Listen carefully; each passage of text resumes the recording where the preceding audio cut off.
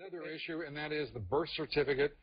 This thing is, you know, I don't know about you. I'm getting calls now often, and I'm not talking about Verrengia. We saw Mike Castle, Congressman Castle in Delaware. I mean, he had a meeting, Dom, actually, you know, and that became the focus, the president's birth certificate.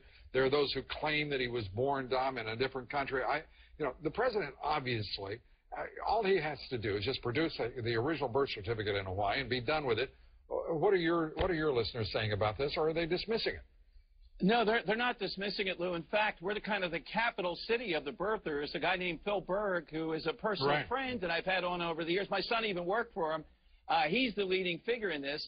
I happen to think that this is the fault of the Obama administration not producing the original record. This would have gone away. Now you have all these people that are grabbing onto this.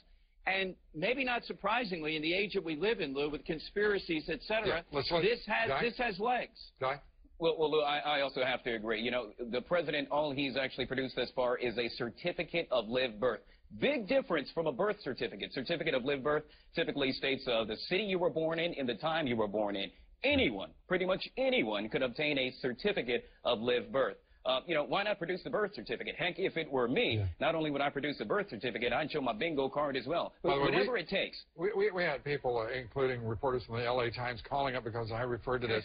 You know, and I mean, instead of calling the White House to ask why they didn't do it, they're calling me to ask why I said, I don't know what the reality is. No one does. But let me tell you, as a psychologist, you know what I do? I'd say, look, I'm the president. I don't have to do it. And at some point, I would show it up and say, see, you guys are just you sure that would be the psychology of a president or some autocrat in a distant country? Well, as I last remember, this is a democratic republic, and the people are to be respected as both citizens. But I don't know that the public is asking for it. You don't? Well, I do. And you just heard all of your colleagues here say that their listeners are.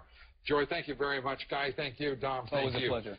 Constituents' minds, check out this extraordinary video of Republican Congressman Mike Castle's recent town meeting in Delaware. The woman you're about to see is waiving her own birth certificate and demanding proof that President Obama is himself an American citizen. And I want to know, why are you people ignoring his birth certificate?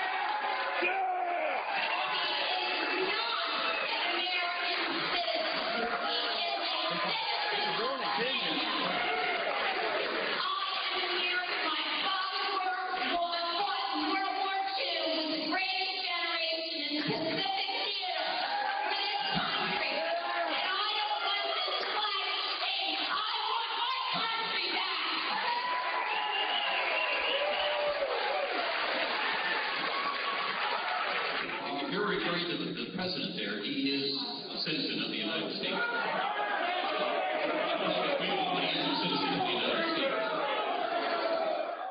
Question, the crowd's reaction just unbelievable. That clip has been viewed more than 465,000 times. I always question the received reality. The consensus reality is often intentionally misleading.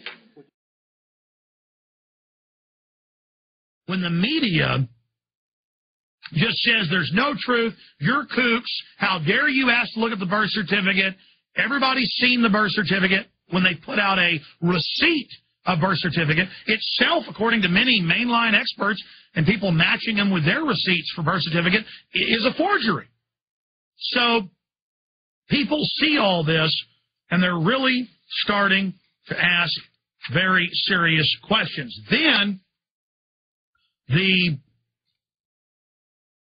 Washington Post comes out and makes fun, and then we're going to Phil Berg, of anybody and everybody that asks questions. The birther brouhaha, Washington Post. And it says speculation about the true citizenship of President Barack Obama has resurfaced in recent days, in part thanks to a viral video. Despite a widely circulated copy of his certificate of live birth, notices in 2 Honolulu newspapers, and other evidence, some won't let the issue die. Fanning the flames are commentators Lou Dobbs and Rush Limbaugh, who have suggested the question remains unsolved, excuse me, and 10 House Republicans who have co-sponsored bills that will require presidential candidates to provide a copy of their original birth certificate. And then they asked this stupid poll question. What for you would clear up the question of Obama's citizenship? An official certificate and birth notices from 2 newspapers? A time machine visit to the hospital on the day of the alleged birth? Tie him up, throw him in the water. If he floats, he's an American, saying it's a witch hunt. Nothing ever.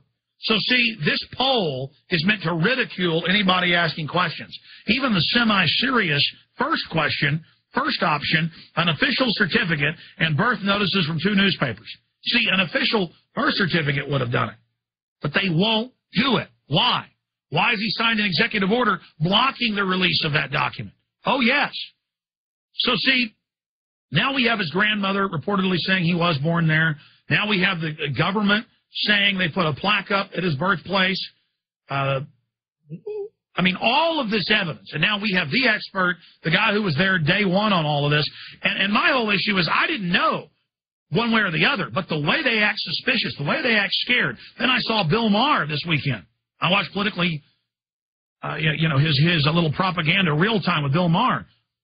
And he acted scared. Mrs. Eisenhower on the show acted scared. They're freaked out, and now I know why. Everywhere congressmen go, they're shouted down by this issue under the surface, because when the mainstream media just pats somebody on the head and says, you've seen the birth certificate, when we haven't, and when there's all these cover-ups going on, and his mother not living in the United States long enough when she had him, because you've got to have one parent who's lived here a certain amount of time for him to be president. He's not eligible that way either. Any way you cut it, this is crazy. We now go to Phil Berg, and I appreciate him joining us. I just wanted to recap the basics, ObamaCrimes.com. Bottom line, Mr. Berg, what's really going on here? Well, it's a massive cover-up. I believe it's the biggest hoax ever put forth to the citizens of this country in over 230 years in the history of our country. And one person's responsible for it, and that's actually his real name, we believe, is not Barack Hussein Obama. We believe his legal name today is Barry Soetoro when he was adopted in Indonesia. And when all was said and done, and the truth will come out, I think Obama, or Soetoro, whatever you want to call him, his wife Michelle Obama, Howard Dean, the former head of the Democratic National Committee, other officials of the Democratic National Committee, senior campaign officials, and now senior administration officials who know the truth about this should all be subjected to the criminal justice system and tried, and those that are convicted should go to jail, and Obama should go to jail and then be deported. This is outrageous, what is going on here. When Arnold Schwarzenegger, people have talked to him, the governor of California, about running for president, what has he said? Amend the Constitution. And Barack Obama, basically, without saying it, he's saying, I'm walking all over the Constitution. I don't care about the Constitution. Why would all of his records, every record of Obama is sealed? Every record. And I'm the first one to give a response on why his college records are being sealed. I believe his records from Occidental, Columbia University, and Harvard Law School are sealed because I believe they will show that he applied for and received foreign aid. This is outrageous. The national media should be I don't know if you saw it in Saturday's New York Times. They actually quoted one of my quotes. They interviewed me because of the upswing with the media. And I said, I wish the national media, including the New York Times, I wish I could sue them for not properly vetting Obama. This is a total disgrace. For 2 years, they didn't do anything. But look what they did to Sarah Palin. Not that I'm saying I'm for her, but they ripped her apart. What did they do to Obama? Anything he says is no big deal. I love the one when it was getting near the November elections. And he stated, I arrived in Oregon. This is my 57th state, and they wouldn't let me go to Alaska or Hawaii. I didn't know we had 59 states in this country, in this great country of ours. And you know what? If anybody else had said that, it would have been front page news for weeks. Because remember, going back to Dan Quayle, Dan Quayle just misspelled the word potato, and they didn't let him live it down. But Obama gets a free ride no matter what's going on. I think he just stepped too far when he was commenting on this incident with the police officer the other day. I think that this might, with everything else, and as you said, Alex, all his promises are turning into fiction at this point because he talks out of both sides of his mouth, but that's not why I'm there. I'm there to enforce the U.S. Constitution. I'm there for the 305 million people in this country who deserve to know the truth. I'm there for our forefathers, and I'm there for